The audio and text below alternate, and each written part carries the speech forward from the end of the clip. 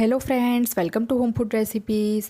આજે આપણે બનાવશું કાંદા અને પાપડનું શાક। જ્યારે ઘરમાં કોઈ પણ શાક ના હોય અને શું બનાવવું એ ના સૂઝે ત્યારે તમે કાંદા અને પાપડનું શાક બનાવી શકો છો। ફક્ત 5 જ મિનિટ લાગે છે આ શાક બનાવવામાં અને ખાવામાં એકદમ ટેસ્ટી લાગે છે।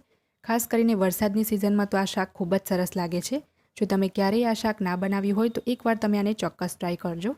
એકદમ ઓછા સમયમાં ફટાફટ બનતું આ શાક છે, તો ચલો એને બનાવવાનું શરૂ કરીએ। સૌથી પહેલાં તો આપણે પાપડ શેકી લઈશું। એ માટે ગેસ ઓન કરીને આપણે એક પાપડ મૂકીશું અને ધીમા તાપે આપણે ચીપિયાથી પકડીને આ રીતે સતત ફેરવતા રહીને એને શેકી લેવાનો છે। એમ તો પાપડ શેકવાનું દરેક જણને આવડે જ છે। અહીંયા મેં અડદની દાળના લીલા લસણના ફ્લેવરના પાપડ લીધા છે। તમે ચાહો તો જીરા ફ્લેવર, કાળા મરીના ફ્લેવર કે બીજા કોઈ પણ તમારી પસંદના અડદના પાપડ લઈ શકો છો।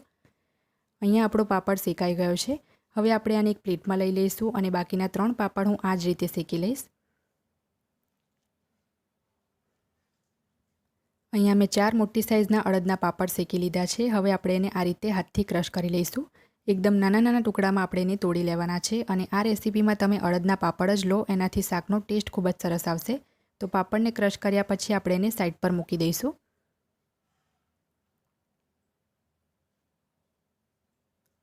હવે મેં ગેસ ઉપર એક પેન ગરમ કરવા મૂકી દીધું છે। એમાં આપણે 2 મોટી ચમચી તેલ ઉમેરીશું। આ શાકમાં આપણે વધારે તેલ એડ કરવાની જરૂર નથી પડતી। તેલ થોડું ગરમ થઈ જાય એ પછી આપણે એમાં અડધી ચમચી રાઈ ઉમેરીશું અને એને બરાબર ફૂટવા દઈશું। રાઈ બરાબર ફૂટી જાય એ પછી એમાં 1/4 ટીસ્પૂન એટલે કે 5 ચમચી હિંગ ઉમેરી છે અને 1 ચમચી આપણે આદુ, લસણ અને લીલા મરચાંની પેસ્ટ ઉમેરીને સ્લો ફ્લેમ પર એને બરાબર સાંતળી લઈએ। આદુ, લસણ અને લીલા મરચાંની પેસ્ટ બરાબર સાંતળાઈ જાય એ પછી આપણે એની અંદર 2 મીડિયમ સાઇઝના કાંદા, જેને મેં લાંબા કાપી લીધા છે, એ એડ કરી દઈશું। ગ્રામમાં આ 170 ગ્રામ કાંદા છે। જો તમે આ રેસીપીમાં દેશી કાંદા યુઝ કરશો તો શાકનો ટેસ્ટ વધારે આવશે, નહીં તો તમે આ રીતના લાલ કાંદાનો પણ યુઝ કરી શકો છો। તો કાંદાને એક વખત આપણે તેલમાં મિક્સ કરી લેવાનું છે અને સાથે જ આપણે બધા જ મસાલાની અંદર એડ કરી દઈશું।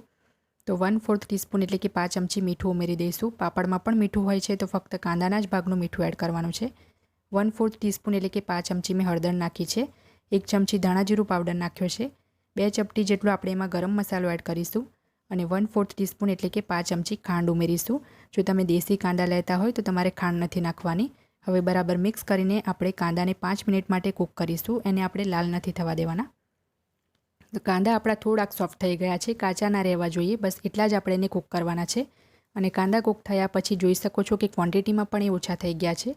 તો હવે જે પાપડ આપણે ક્રશ કરીને રાખ્યા હતા એ આમાં ઉમેરી દઈશું અને ગેસની ફ્લેમ સ્લો જ રાખીશું। તો પાપડ અને કાંદા બંનેને આપણે હવે મિક્સ કરી લઈએ। આ જે શાક છે પાપડ ઉમેર્યા પછી થોડુંક સૂકું થઈ જશે, તો જો તમને લાગે તો 1-2 ચમચી પાણી પણ તમે એડ કરી શકો છો, પણ એકદમ વધારે પાણી નથી ઉમેરવાનું। તો અહીંયા હું ફક્ત 2 ચમચી જેટલું જ પાણી ઉમેરું છું અને 1 મિનિટ માટે હવે આપણે આને કૂક કરીશું, વધારે નહીં।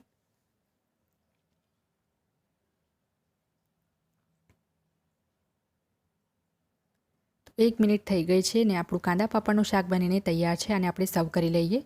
આ શાકને રોટલી કે ભાખરી જોડે ખાવાને બદલે જો તમે જુવારના રોટલા સાથે ખાશો તો ખૂબ જ ટેસ્ટી લાગશે। તો એકવાર તમે આને જુવારના રોટલા સાથે ચોક્કસ ટ્રાય કરજો। વરસાદની સિઝનમાં જ્યારે શાકભાજીની કમી હોય, ઘરમાં કોઈ જ શાક ના હોય, ત્યારે તમે ખાસ આને બનાવજો।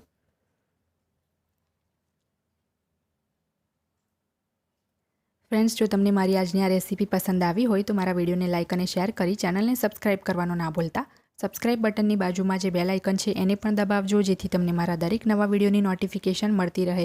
અને જો તમારે મારો આ જ વિડીયો હિન્દીમાં જોવો હોય તો એની પણ મેં લિંક નીચે ડિસ્ક્રિપ્શન બોક્સમાં આપી દીધી છે। તો મળીએ નેક્સ્ટ વિડીયોમાં, ત્યાં સુધી આવજો।